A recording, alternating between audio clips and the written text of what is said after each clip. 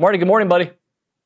What's up, brother? Good morning. I hope you guys are doing well. We just received a statement from Florida State. I know that's not your wheelhouse, but this is from Michael Alford, the VP and AD at FSU. And it basically said, the synopsis is that the standard at FSU is very high, globally and nationally. We expect to win.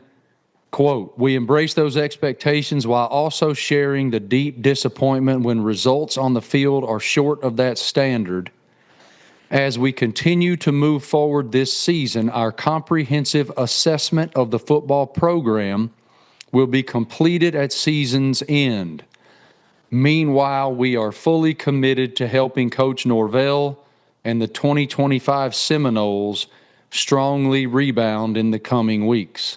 So, I guess that tells you that the noise got loud enough where they felt like they needed to address it.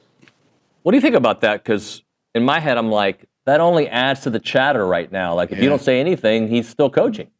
Yeah, I don't know, man. I don't know.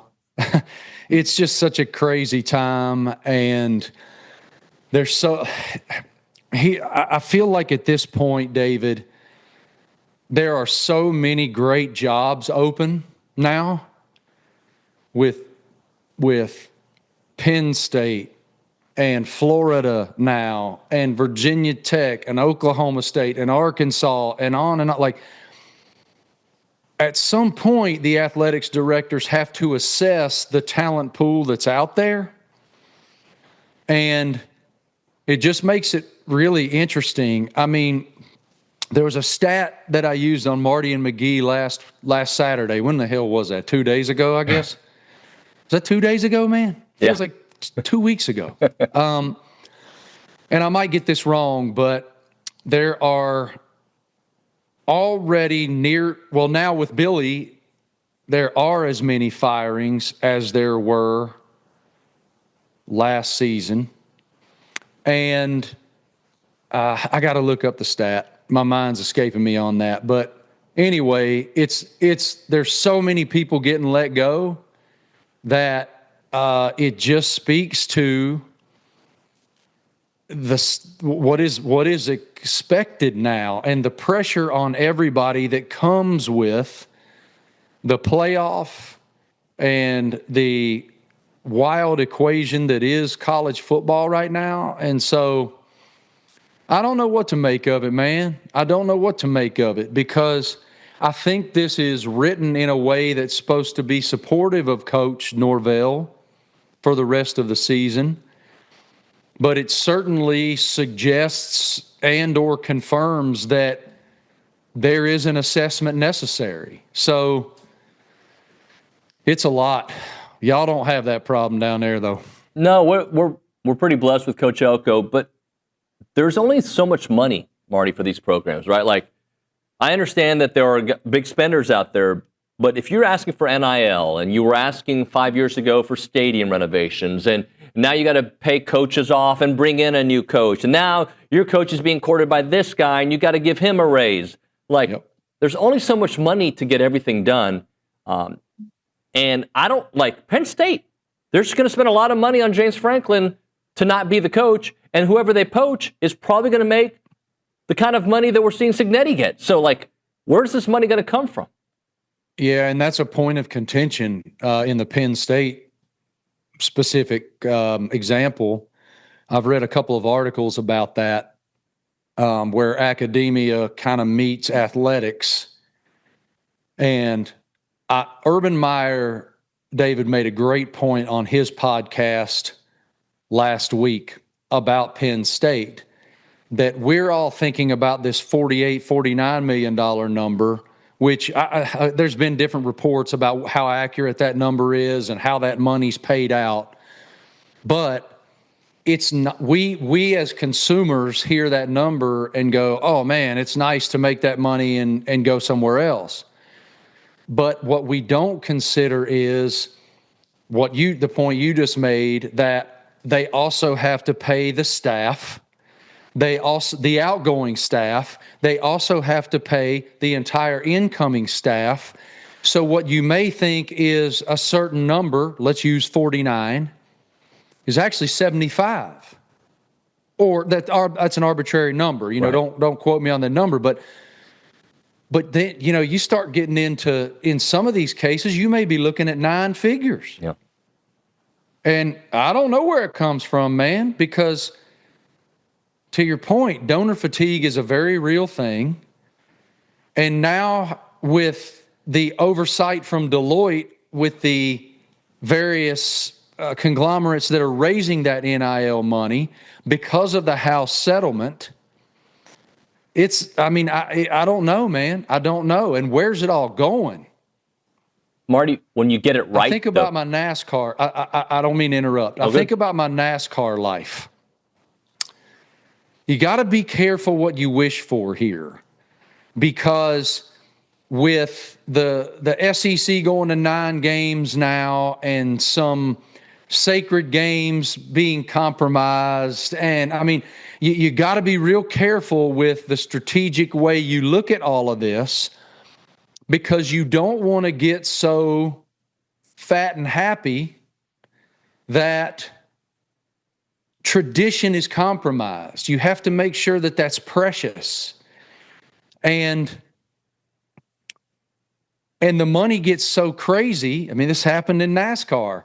The money gets so crazy that do you start to price out your consumers? Because at least in some way, shape, or form, that expenditure does make its way to the fan somehow, whether that's ticket increases, whatever that is. And I don't know where it comes from, bro. I don't. And it's concerning. When you get it right, though, like A&M a couple years ago, 7-5, they had a national championship head coach that they fired after beating Mississippi State by like 30, right? And you get it right with Elko. Now, look, he's got to do it in November this year, right? There's still some things to prove, no doubt. But when you get it right, then I don't think money becomes a problem, right? When you get it right, it's well, but I mean, they still have to pay Jimbo's staff. They have to do this. They have to do that. Yep. They have NIL. You still, but it feels a lot better writing that check when you know, all right, here we are, 10-2, going to the SEC championship game. Hopefully, who knows how it plays out? But like, it feels a lot better writing that check as opposed to the 8-4 check. What is the reason for every investment any of us make, David? Return on investment. Mm-hmm. It's all about ROI.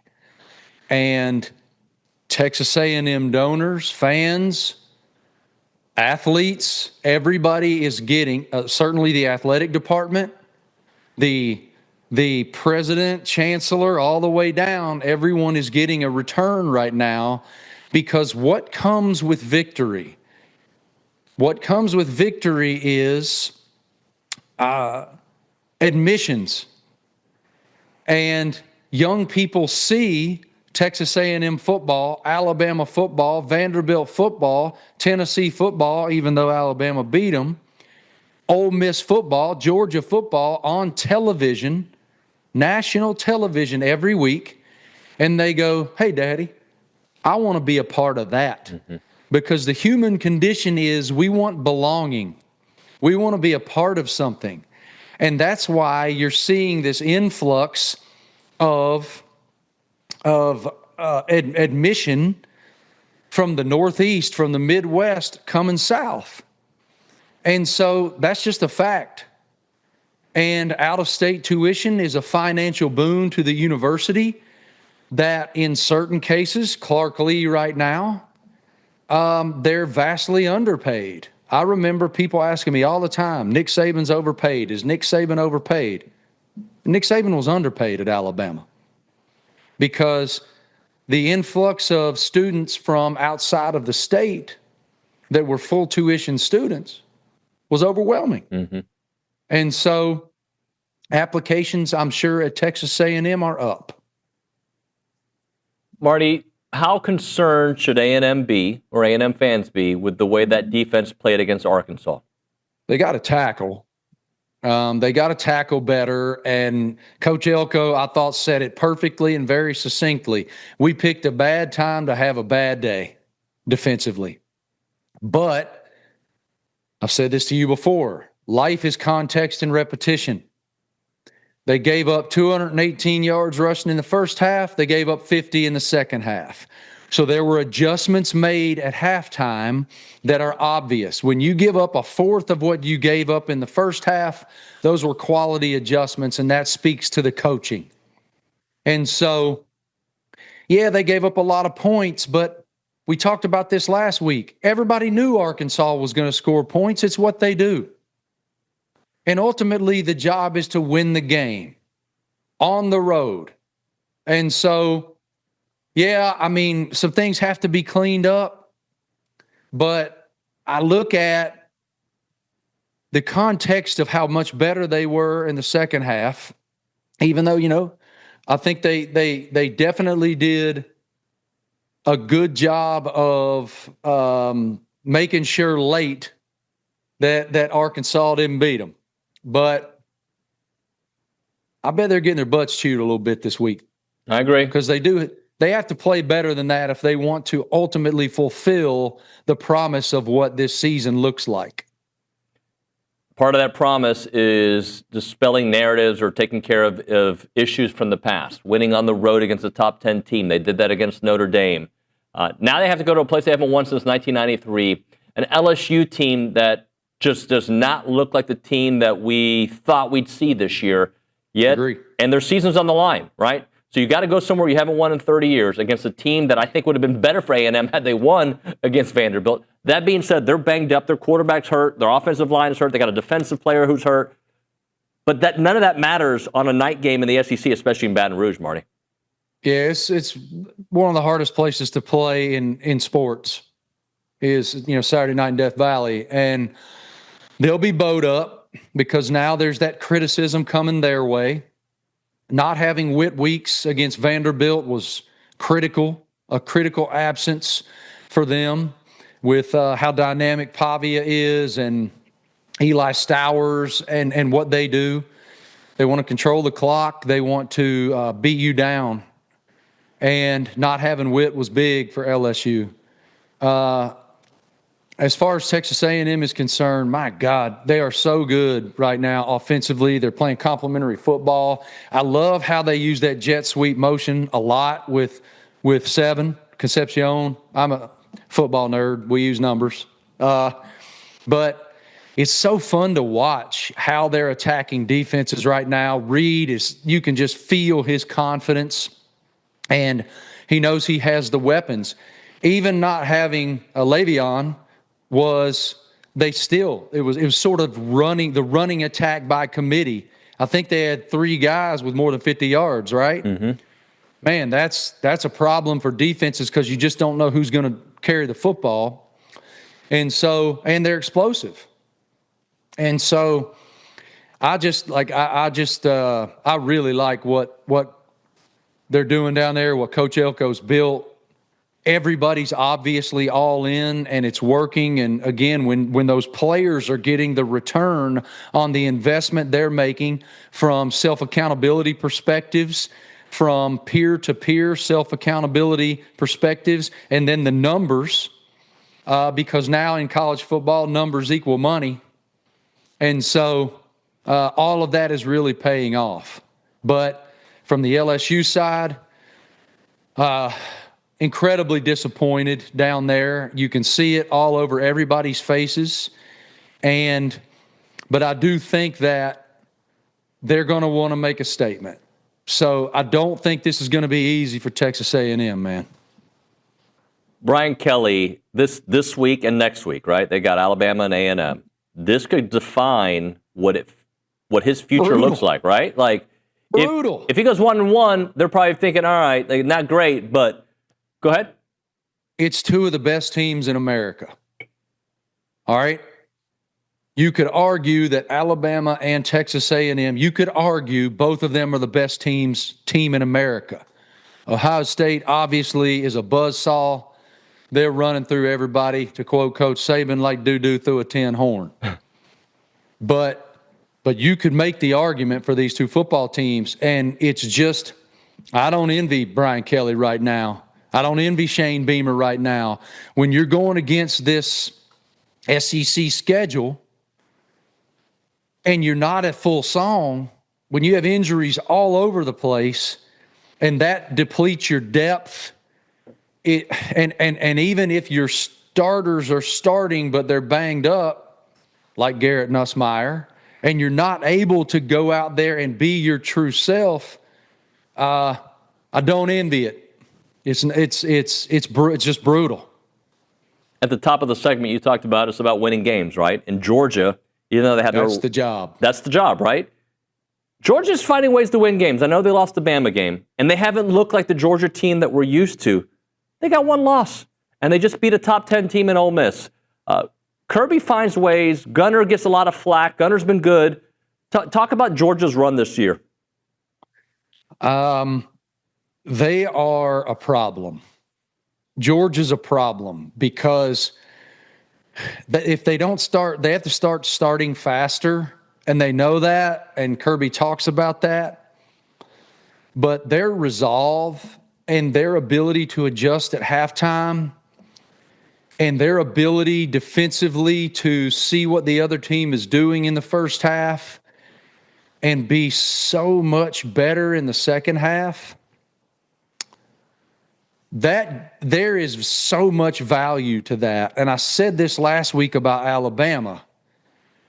Alabama won 3 consecutive games against elite competition, won by 1 score. And there is redeeming value to that. There is value in the future of that because you know you can do it. There's a psychological component there that Bama has and Georgia has. We know we can come back. We've done it against really good teams. And they even came back against Alabama, even though Alabama won the game. They came all the way back from way back against Tennessee. They came all the way back from 2 scores in the second half against Ole Miss, which is an offensive wonderkind. So I think that's valuable to Georgia. And it has to be,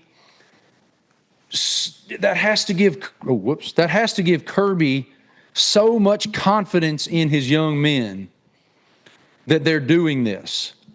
And God, they're beating great teams, man. I mean, Ole Miss is a really good team. Tennessee's a really good team, even though they're now a couple loss team. But I really like Georgia. Marty, let me close out with this. Texas not able to move the ball against Kentucky on the road. They end up getting the win. That's what matters. That's what we talked about. But in most games this year, outside of maybe the fourth quarter against Ohio State and Oklahoma, that offense has struggled. They can't run the ball effectively. Is this who they are at this point? They confuse me, man. They were able, they were really adept at establishing the run against Oklahoma, which is one of the best defenses in America. You know Mark Stoops is going to put together a good defensive game plan. You know that's what he's going to do. And they love to grind you down. That's Kentucky football. But I was surprised that Texas wasn't able to be a little more explosive. So maybe it is who they are. Maybe it is. But they won the game. And, man, this league, it almost doesn't matter who you're playing against. You're going to be in a battle. Arkansas's down. Arkansas's, they fired their head coach. They can't stop a nosebleed, and they gave y'all everything you wanted. And same thing for like Mark Stoops. They're not going to quit on him, man. They're just not going to. And so for Sark and for Arch to get out of there, and they got to win, they got to win. But I think if they want to fulfill what their expectations are, they got to be a little more explosive. And because they were able to establish the run against Oklahoma the way they were with Trey Wisner, they were able to be a little more explosive. And they're going to need to do that, I think. Marty, great stuff as always, my friend. Thanks for making some time. Always. Thank you, guys. Have an awesome week.